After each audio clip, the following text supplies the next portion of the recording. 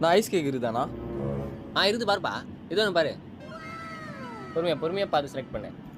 நான் போன வாரம் வாங்கி பண்ணேன், அந்த ஃப்ளேவர் இல்லையாண்ணா?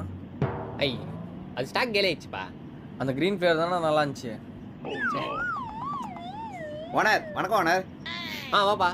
கரெக்டான டைமில் வந்தா. உள்ள 1 கிலோ பண்ண ஒரு 5 இருக்குது. அதுக்கு ஃபுல்லாக ஆரஞ்சு கலர் வச்சிரு. சரி ஓனர். 1/2 கிலோ பண்ண ஒரு 3 இருக்குது.